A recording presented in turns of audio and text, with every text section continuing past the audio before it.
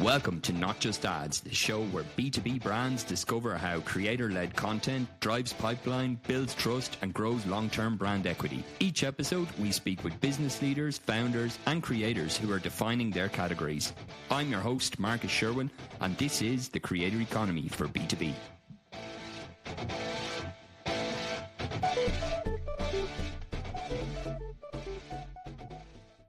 Hello and welcome today to Not Just Ads, the Creator Economy for B2B. Today, I'm delighted to be joined by a very special guest, Devang Shah. Devang is VP of Marketing and leads LinkedIn ads at LinkedIn.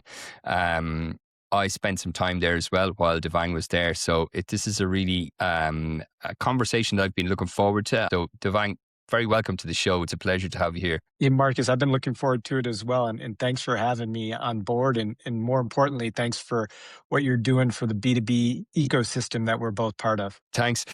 Maybe before we get into it, I know a lot of people are familiar with you, but for those in the audience that aren't, maybe you could just share a little bit about your background, because you have a large career in B2B. So yeah, happy to. So, it's actually a career that spans both B2C and B2B. So I spent the first 10 years of my career working at Ford Motor Company in a B2C capacity, a bit of time at Procter & Gamble working in the brand management side, and then made the pivot to move over to Google to help build the ads business back at an early stage around 2007, and then spent the next 17 years building that ads business across a host of customers, working with our largest customers, largest agencies, and then small businesses across both the US and then globally as well. And then made the move over to LinkedIn. At LinkedIn, my role is think about it as anything related to helping advertisers and marketers understand how to use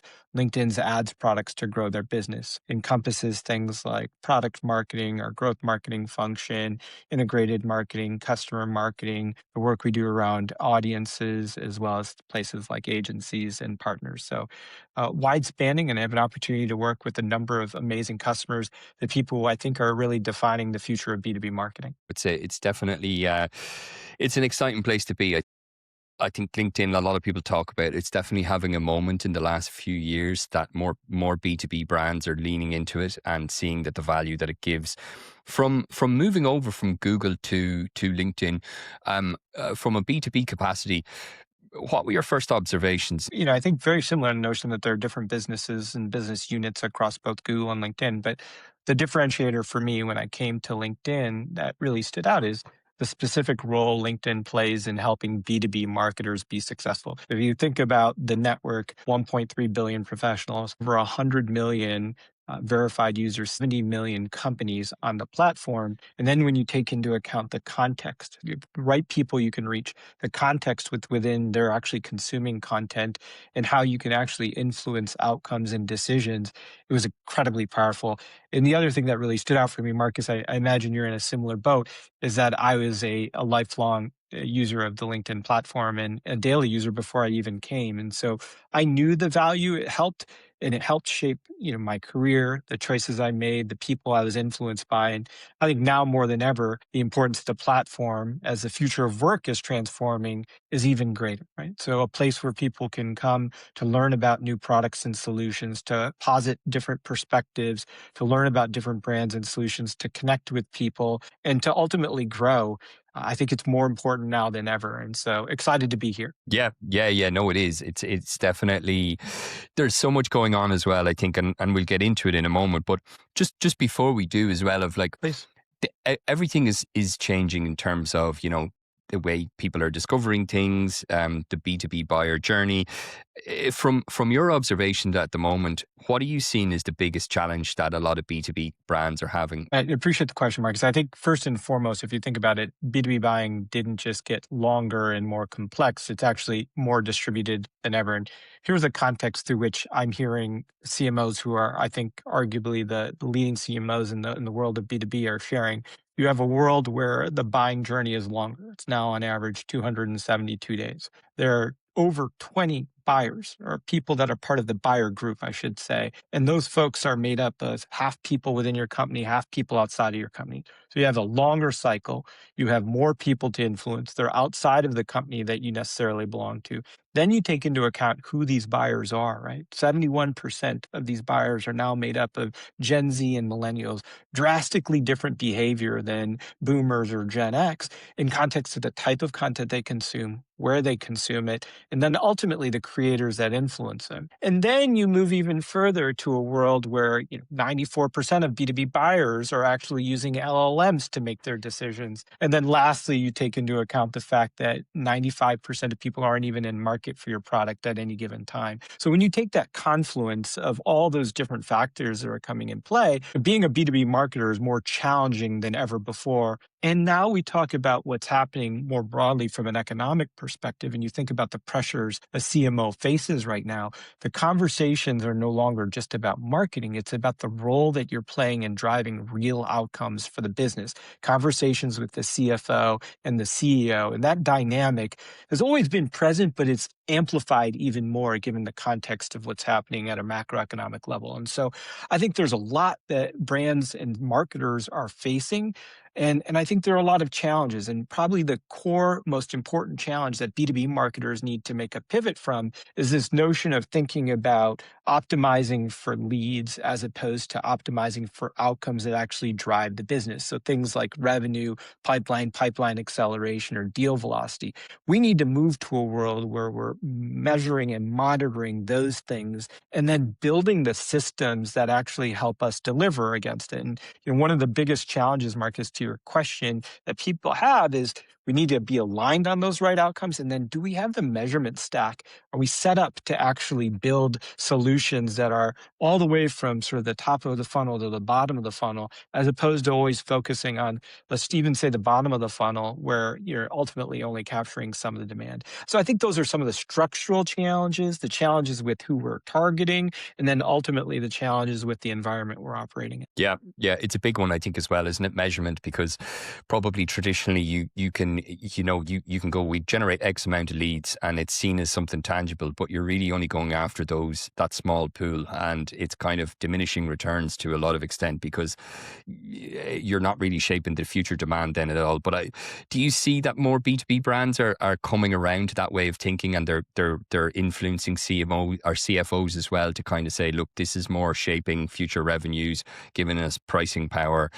You need to think about the long game. Yeah, the best in the business are doing that, right? And they're leading this transformation of how they think about making their brands buyable, which is, really important. To make your brand buyable, you have to ultimately do things that help you get to a place where you're making your brand discoverable. How are you making sure that you are making sure your brand is credible? And then how are you making sure that your brand is provable? And when you do that well, you're ultimately seeing the right results. You're seeing your brand bought, and you're measuring across that entire journey. But what I'll tell you is that it is a journey, right? Like if you ask me what I would have done earlier in my career, the candid answer is I would have thought about optics, measurement that are things tied to impressions and clicks, as opposed to am I actually driving real value? And I think that's a journey we're all going on, which is how do you do that in the B2B context with big buyer groups? How do you do that in a context of a really long cycle?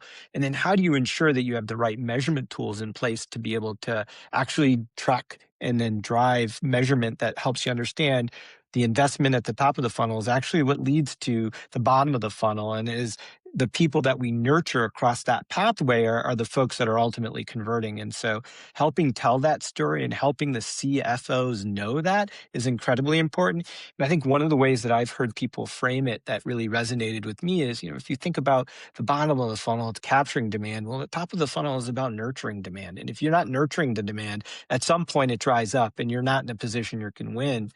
And Marcus, one other dynamic that I think is really important to think about is in that world where you're not nurturing demand, you're not influencing the top of the funnel, and you take into account how many people are relying on large language models and AI now, you're in trouble. Because if Yep. you're not influencing those models, you're not present when people are forming that day one list, you're automatically losing. The B2B brands that you see that are going in the right direction, like, what are some of the key attributes that they're looking at? Is it more that they're constantly testing, they're constantly just doing small experiments, or is it that they're planning kind of more longer term and that they have alignment from a financial function as well in that way, or is it a bit of both? It's exactly that. It's a combination of both, right? So when we have clarity on the outcomes we're trying to drive as marketers, and we build the systems that help us actually accomplish those outcomes, and we're then constantly testing to be able to discern what's working and what's not. I think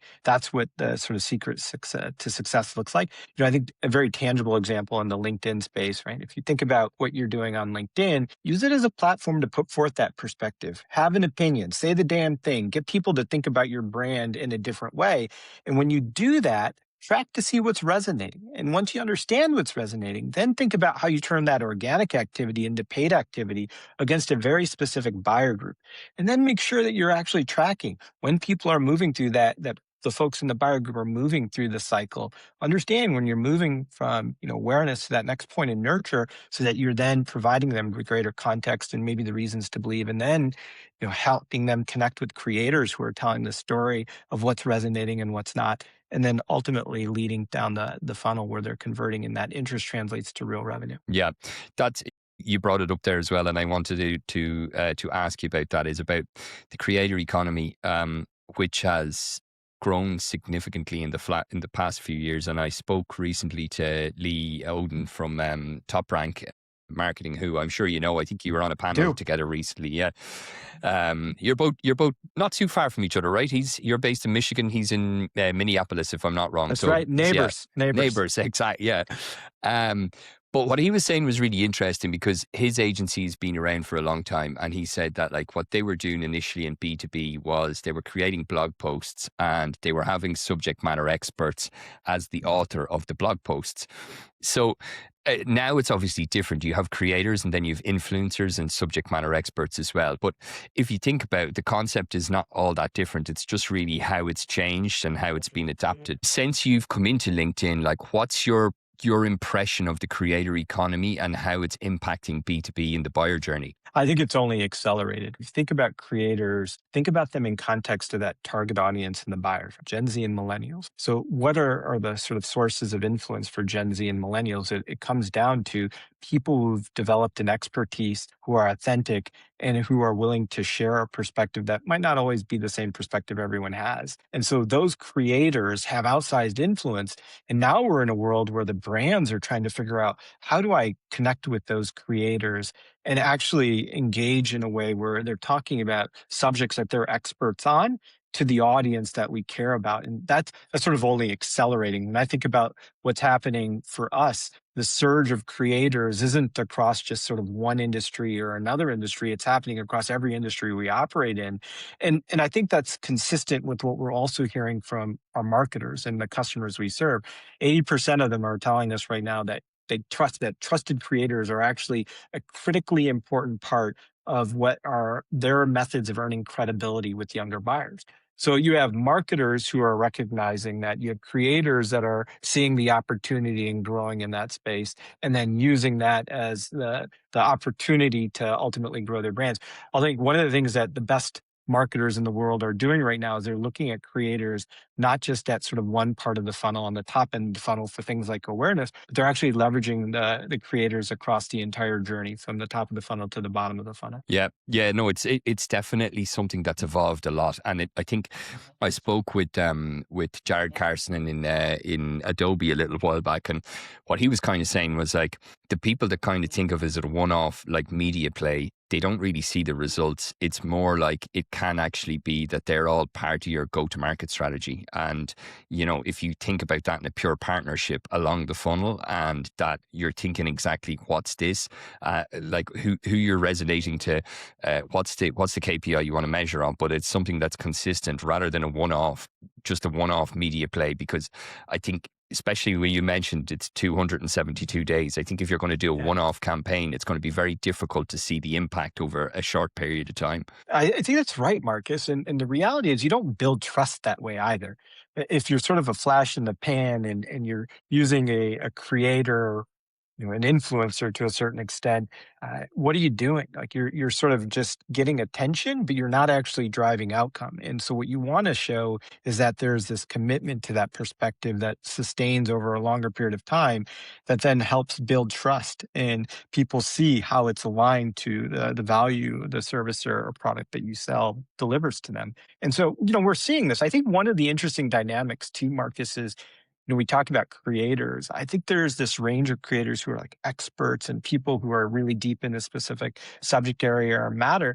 But the other areas, thinking about like your people within your own company, right? If you think about your CEOs, your executives, your C-suite, or if you're a founder, I think all of those represent opportunities to use their perspective to connect on why they built the products that they did, what they're seeing in the market, what direction they're taking the company in.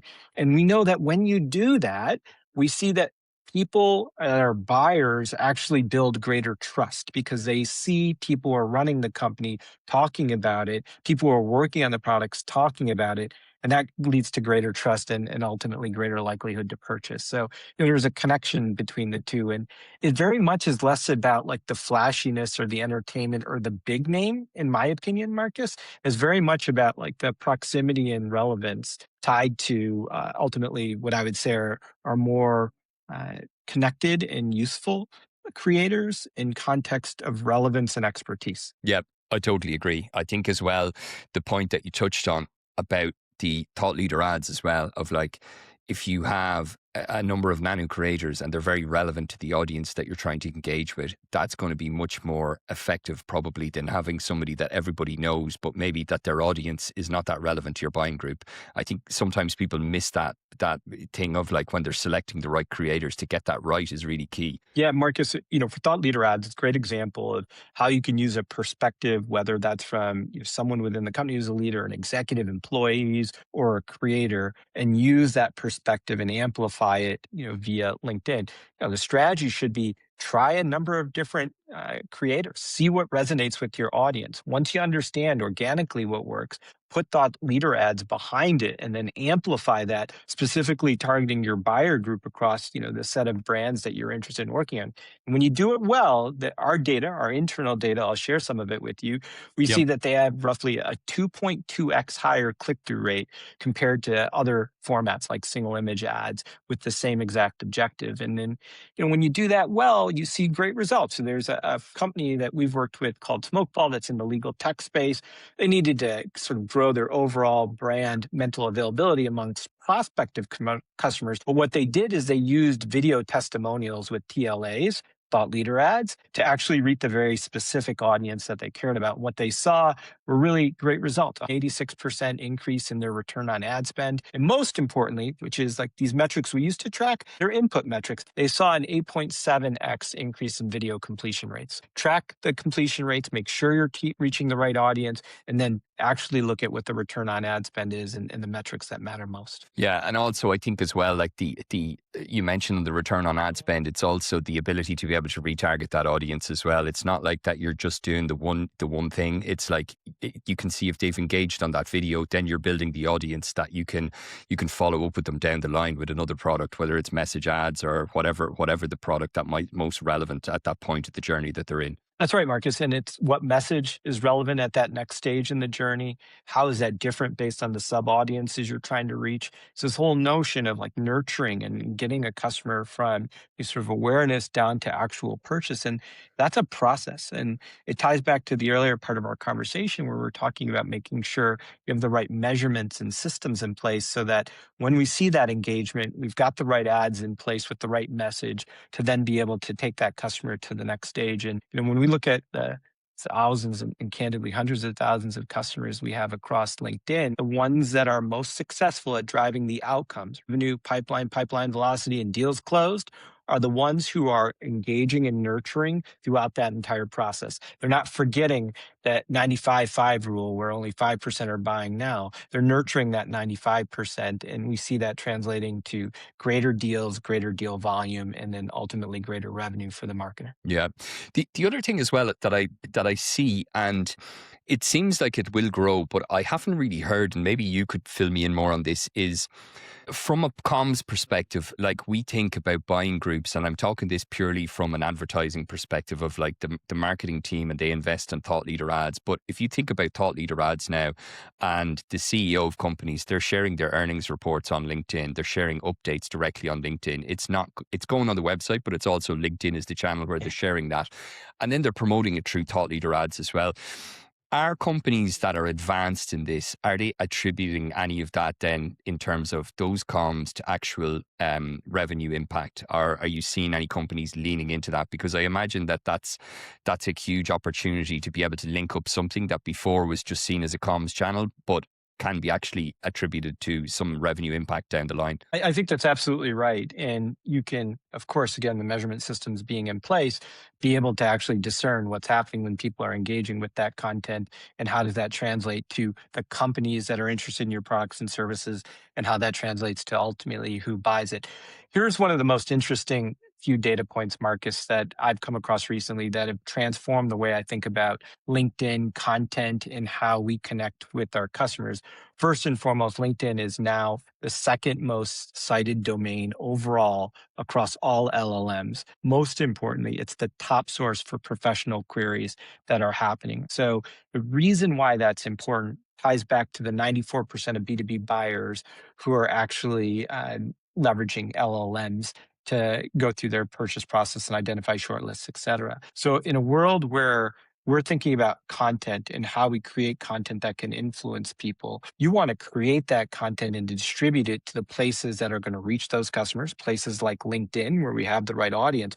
More importantly, is thinking about how that has an impact on the next two layers of things that we need to influence at marketers, which are agents and then ultimately the LLMs. And both of those are going to look for trusted sources, places of authenticity, places with real human perspective that isn't just out there in the ether. And LinkedIn is that source. So as you think about how you're going to leverage news cycles, earnings reports, perspective on product launches, in the past, we would have thought about that being really relevant in one space. For example, we would have thought about that living in context of a website. Not anymore. You have to be strategic about where that content lives, and the place where that's living, that's driving the most credibility and trust is LinkedIn, and that's showing up in the way that people's content is showing up within LLMs, both from a visibility perspective and a citation perspective. Yeah. It's probably true as well. Like I saw some research on this in terms of your ability to be able to be ranking higher on an LLM is having third party citations. So would that play into like if you're working with creators and they're talking about your brand and it's relevant, the chances are then of you appearing in an LLM are maybe higher than if you're not maybe working with creatives or creators. 100%. And it's interesting, Marcus, that the data will say, those creators, those people who are producing those perspectives, whether they are people with large followings or smaller followings, it's actually less relevant, right? It's more about the substance of what they're producing and what sort of interaction people are having with it. Is it generating discussion and debate? Is it unique? And when you meet those hallmarks and thresholds, you're seeing that the LLMs pick that content up more, and then it becomes when it becomes a source of truth, right, for Yep. people who are searching on those LLMs. And so it's quite powerful. And I do think third parties add that sense of credibility, right? Again, if you think about an LLM, what are they trying to do? Surface this information that's most valuable and useful. To do that, you have to be grounded in things that are authoritative, things that have been grounded in trust, things that real humans are actually looking at and engaging with and finding valuable. And I think this is really where the differentiator comes to LinkedIn as a platform and why it's so important. Yes, yeah, definitely. Do you see with some of the brands that you're working with how they're measuring their effectiveness in LLMs? Like, is it just a constant reiteration, looking at your content, making sure that your category entry points are aligned with what kind of questions arise? Or is there anything else that they should consider as well? There's a former colleague of mine who's a professor now now at Northwestern at Kellogg. His name is Jim Lisinski. And Jim Lisinski has put out just recently, in the last couple of days, some thoughts around how you move from what I would say is like the top level of how you should think about measurement to something that's more, really impactful. So I think people are looking at things right now that are tied to visibility. They're looking at citations. Maybe it's more important to go a click down. Which are the most commercial terms, not just overall? How are you performing in those commercial queries? Then looking perhaps a bit deeper at when those things are converting, what's actually generating the most revenue versus the other things that are converting. And so I think there's like surface level metrics that we're looking at right now. And then we're going to have to get to the greater depth of metrics that are tied to what I think are more important, right? Similar to what we've been talking about: revenue, pipeline velocity, and deals closed. And being able to see within the LLM world what's actually driving conversions more is really important. Yeah, yeah, definitely. I guess people are coming to that call or that meeting. They're much more educated. They're much more prepared. So it's before. It's like there's probably they're a much more sophisticated buyer than they were pre LLM era. I think that's right, Marcus. And that sophistication that you're articulating comes from having like so much greater access to information that's curated, and that's curated in a way that makes it easy to consume. And importantly, Marcus, I believe it's happening much earlier in the process. So when I'm knocking on that door of that, SaaS provider for my finance company that's size 500 to 2000, I already have like a very specific list of insights driven by the research I've done, a short list of brands that I'm considering, and I've already connected with the broader ecosystem that influences me. Again, those 20 plus people that are part of my buyer group, both internally and externally. And so when I'm knocking on your door, I'm much more close to a place where I'm ready to convert, and the likelihood of converting is much higher. But making sure you're on that short list, that day one list, is absolutely critical. And that ties back to the entire content strategy and the discussion we were just having, which is about making sure you've got the right content, you're using the right people to help create it, you're putting it in the right places, both on your site, of course, and your other distribution channels, but really importantly on LinkedIn, knowing the role that we have in context of how the LLMs lean on us for citation and Yeah. visibility.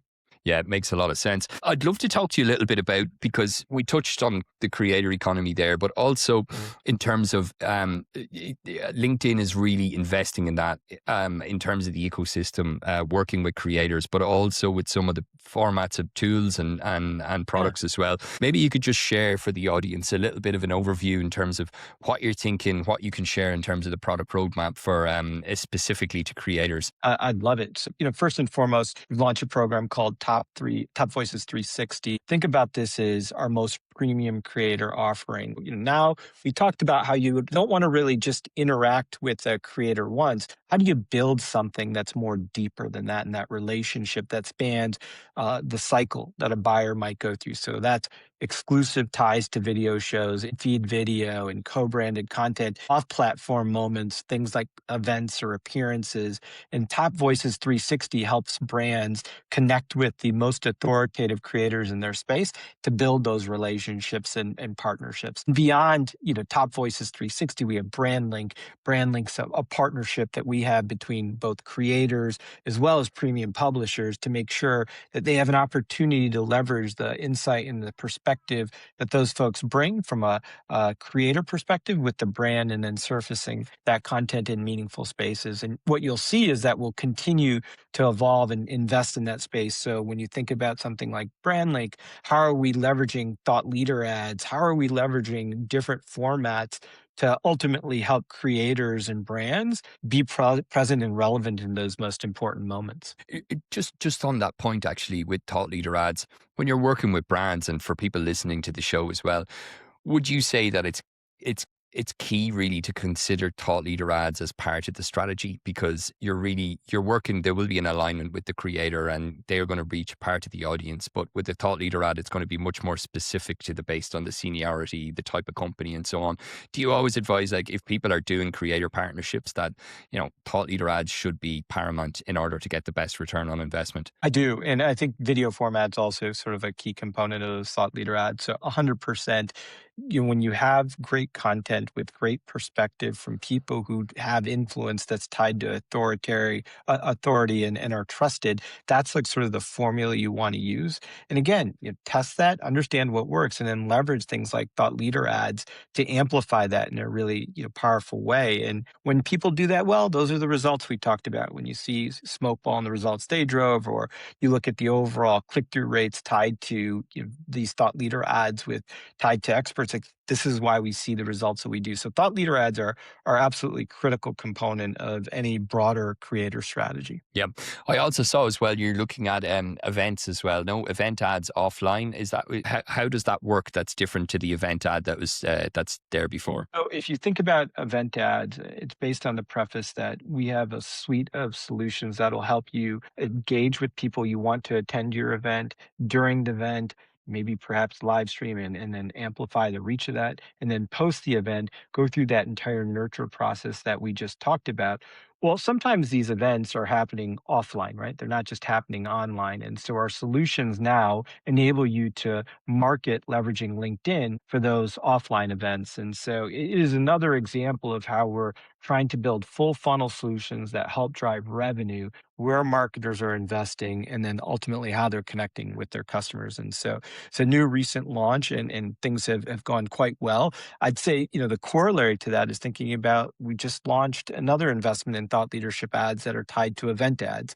So you can find marketers can find people or members to sponsor or voices to sponsor who are already tied to the event that you're running. And then what that helps you do is expand beyond sort of awareness to driving real action oriented outcomes. Then ultimately, how are you leveraging trusted voices throughout the entire life cycle? So before, during, and after events. And then lastly is making sure that you're bringing the right voices from both the creator and exec perspective to these very high intent moments. All of this grounded in helping marketers ultimately drive the outcomes we know matter most. Yeah. And when you think about it as well, it really lets you go quite vertical because if you think of an event, let's say Mobile World Congress we have here in Spain or Sure. CES or some of these, if you're a brand and you're on site there, you could run a number of different scenarios with event ads there, whether it's to promote the event or whether it's actually to do interviews there or whether it's to partner with a creator.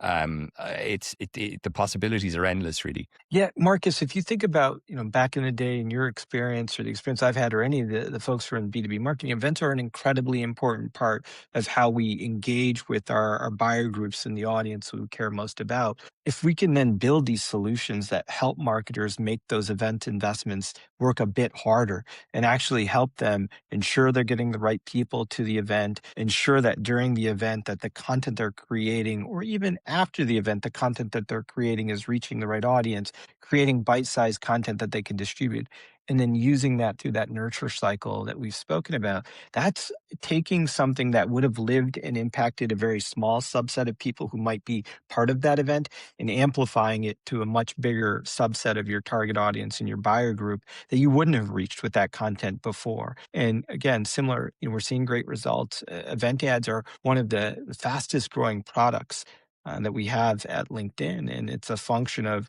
driving the bottom line outcomes that people matter or care most about. Yeah. Yeah, I think for B2B anyway, especially post COVID, the events like in-person events are back with a bam. So They it are. makes total sense. Yeah. Um, I'd love to talk to you a little bit about then in terms of team and talent of like how you think about AI and how your team, because you've a big team and it's a global team as well, and everything is changing.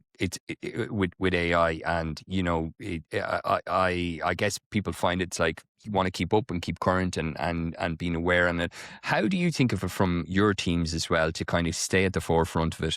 What way do you see it in terms of being a practitioner of AI as well? Yeah, I think there's two things. One, there is the experimentation that you want to bubble up throughout the organization, right? Making sure that they have the right tools in place to be able to test, whether that's like on the creative side or content, or whether that's around measurement and optimization. Making sure the right tools are in place is a critical component to enabling your team to be successful. What we're learning is that secondarily is you need to have very specific sort of top-down mandates as well. So when we look at the marketing organization, how are we ensuring that we're identifying a handful of areas where we're going to drive significant change based on the capabilities of the tool? So, for example, how are we looking at the creative process and getting to a place where we're leveraging the technology both from an insight perspective to brief development perspective to creation of assets and then ultimately optimization of those assets across all of the media channels?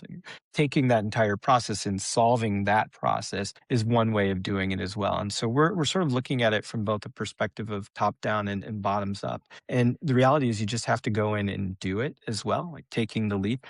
A number of our senior leaders were going in, and the reality is, like, we need to learn and we need to be the ones who are fingers on keyboard, building agents, thinking about ways that we can help transform the way we market. Just recently, we were sitting down as a leadership team and going through building an agent that would help us understand what are all the topics that are most interesting to CMOs right now. What's the discussion happening in the ethos? Where is there a unique role LinkedIn can play in connecting with CMOs? Another example of what we've done is think about behavioral science principles and how you can leverage behavioral science principles in the content that you create, ensuring that you're thinking through the right way to position messages, right, tied to the right platforms, tied to the audience, and what optimization you can apply to the content that you create. And so, these are like sort of surface level learnings that we're developing that are going to inform the broader, deeper dives that we're looking at completely redefining processes and then accelerating from a perspective of not only quantity, but quality as well as relevance, and making sure that we've got the right measurement in place to ensure that what we're doing is actually leading to the right outcomes. Yeah.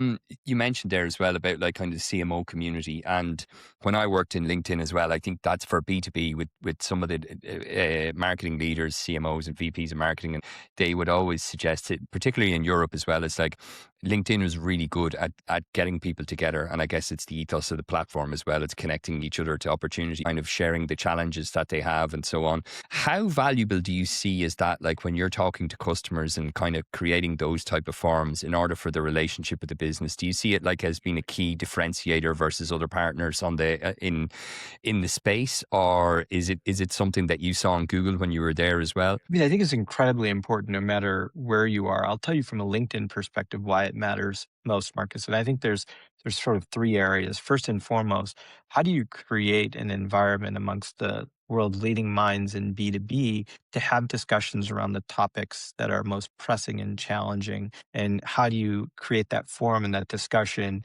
in a way that you have really candid, open, honest, and transparent conversation? Is an area that we're leaning into, really significantly. From a secondary perspective, thinking about those brilliant minds, how are we working with them to build the right products and solutions that help them meet the needs they have as they're building out the businesses that they're building out? So a good example of that is like that's when we sit down with those customers and we learn and we hear from them. It's why we'll build event products and event ads the way we did. That's why we'll develop something like the measurement stack and solution that we have that spans everything from conversion API to revenue attribution report, and importantly, innovative solutions that help you look at not just the individuals, but the company and how you're performing at reaching the company and converting the company. So there's a secondary component of how you can improve your products and solutions. And third, I think most importantly, is that as a marketer, if you don't understand what's actually happening with your customers and the challenges that they're facing, there's no way that you can build solutions and positioning that will ultimately help ensure the products and solutions you bring to market are actually useful. So we look at those sort of environments and those opportunities to connect with our customers across those three dimensions, and it's been incredibly helpful. Yeah. I think it's key, isn't it? Staying close to the customer is really, that's the best market research you can ever really do. That's right. Yeah. I'd love to talk to you a little bit. You had a big feature in Wistia report this week. Maybe you could just share a little bit because the report is quite extensive, but it give a lot of insight in terms of what video is happening on LinkedIn. It's much more relevant now for B2B buyers than any other It, channel. Maybe you that's could it. just share a little bit more detail on the details of the report. Yeah, I'm happy to, right? And the beautiful thing is reports like that are done independent of us. We just happen to be the beneficiary of seeing the insights that they put forth. At the heart of it really comes down to like context, right? More than anything else. For B2B marketers, context matters. If your video is placed next to entertainment, you might drive attention. If your video is placed next to content that's thought provoking and actually tied to the context of the conversation you want to have with your customers, it moves from attention to actually driving outcomes. And that's what the report ultimately highlighted. And it showed, for the first time, LinkedIn is the definitive platform that B2B buyers and B2B, I should say B2B marketers are leveraging to connect with B2B buyers. And it surpassed YouTube. And this is like one of those galvanizing moments where I think we're realizing we're moving to a space where the value of context, the value of driving real outcomes is what B2B marketers care most about now. And to see that transition and shift where 81% of teams are leveraging and using LinkedIn as their primary mechanism from a video perspective to connect with customers is a hallmark moment. And it shows up on our platform. Video is consistently one of the fastest growing formats on the platform. We mentioned how it's a core component of leveraging creators and things like thought leader ads, and it'll continue to be an incredibly important part of how we build creator solutions, things like Top Voices 360 and BrandLink. And so it's another example of how I think what we're seeing is this renaissance and this sort of realization that LinkedIn is the platform to drive real outcomes for businesses. And importantly, video is an incredible element to drive that engagement in meaningful ways. Yeah, do you think as well, because I see brands that do video really well and they get a lot of engagement, and then you see people that kind of try it but they kind of have a similar strategy to what they would have on other platforms. Do you think brands need to be aware that, you know, every platform has its probably video strategy that works well to native to that platform? Or do you think that it can be transversal, like it can work on one, it can work on another? Look, I would say that if you think about it from a B2B marketer perspective, the type of content that you want to create to engage with your customers, you have to take into account the context and how they're going to consume that content. And so you're in a professional context, you're in a professional mindset.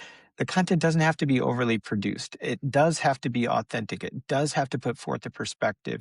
It should leverage creators, whether those are people within your company or outside of your company who have real expertise. That's the formula. It doesn't have to be polished. Whereas I think sometimes on other platforms, polish probably leads to greater attention. That's not what we're trying to drive. We're trying to drive meaningful business outcomes, and consistently we're seeing that marketers who invest in video that meet those thresholds are doing the best. Yeah. Yeah, it definitely is, and I think there's a few very established creators even in the last 18 months on the platform that are specific to LinkedIn on video, and they're doing it really, really well. Davang, it was a pleasure to have you on the show. I really enjoyed our conversation.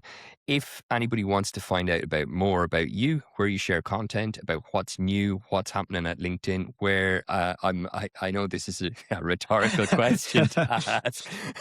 I love it. I love it. Marcus, let's have him find me. Find me on LinkedIn. That's the best place. I am active on the platform. I love to connect with people. You'll see Yeah. me often posting and asking for feedback on the product, what we can do better, and what I'm learning from customers. But please do connect with me on platform, and I'm looking forward to engaging with your audience. And thank you so much for having me on the show. Great. Thank you again, Davang. It was a pleasure speaking with you. Take care, Marcus. Cheers. Thanks a lot.